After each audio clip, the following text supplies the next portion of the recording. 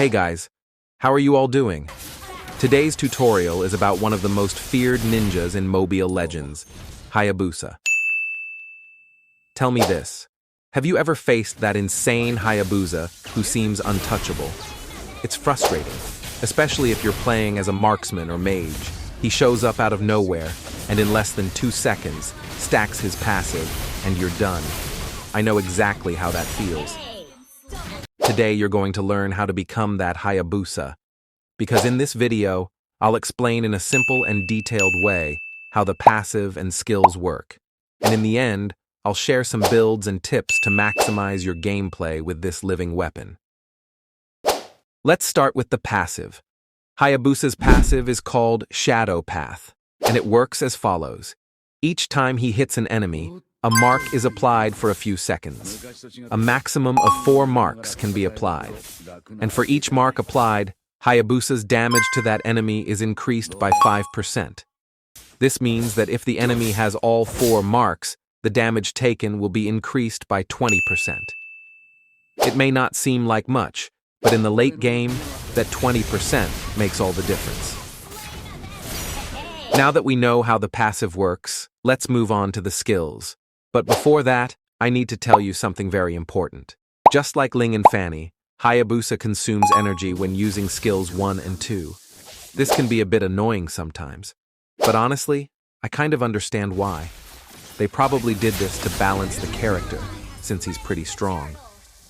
Skill 1. Hayabusa throws 3 shurikens in a designated direction, which soon return to him. In addition to dealing damage, this skill also slows enemies and adds passive marks. It's a great ability for stacking marks and dealing even more damage to enemies. Skill 2. This is the skill that makes Hayabusa one of the most mobile heroes in the game. When used, he dashes in a direction and creates 4 shadows that spread out in different directions. If any of these shadows hit an enemy, it connects to them, dealing damage and slowing them for a short period. Unlike Skill 1, this ability has 2 stages. When used again, Hayabusa teleports to one of the shadows, including the one connected to an enemy. If you teleport to that connected shadow, Hayabusa deals extra damage and reduces the cooldown of Skill 1. I recommend training this skill a lot because it's Hayabusa's true trump card. Using it well is what will define whether you're a good Hayabusa player or not. Ultimate. Hayabusa becomes practically immune to everything and begins a sequence of rapid attacks on an enemy in the area. While using the ultimate, the enemy can barely react since they can't fight back. The only downside of this skill is that the damage can be split if there are multiple enemies nearby. Even worse, it can even target minions or jungle monsters. This can spread the damage and result in no kills during a team fight. But don't worry, there's a simple solution. Before using the ultimate, try to apply passive marks to your main target. By doing this, the ultimate will prioritize them and deal more damage for each mark. That way, your ultimate will be much more effective. Build. For Hayabusa, I always recommend focusing on a burst build, since his main goal on the map is to eliminate fragile targets like mages and marksmen. As the first item, I recommend Hunter Strike for its damage, penetration, and cooldown reduction. It might seem strange to some, but Sky Piercer is a perfect item for Hayabusa, thanks to its passive, which helps a lot in eliminating enemies more easily. Malefic Roar is one of the items I most recommend, especially if the enemy team has many heroes with defense. Blade of Despair is also essential, due to the high damage it provides. Emblems. Always use the Assassin emblem, regardless of the situation.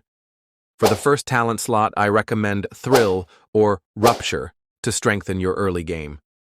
For the second slot, I always suggest using Seasoned Hunter to boost your jungle farming. For the final slot, there are several viable options, but I'll mention 2 that are useful in any match: Impure Rage or War Cry. Just a reminder, folks, this is just my opinion. You can adapt the items and emblems however you think best. Hayabusa has great map presence due to his high mobility. His main role in the match is to eliminate fragile targets and secure objectives. As already mentioned, focus on improving your use of the second skill. It will be your greatest ally throughout the game. There's a very effective trick with this ability. Dash into the enemy and force them to spend resources. Just by doing this, you already give your team a huge advantage.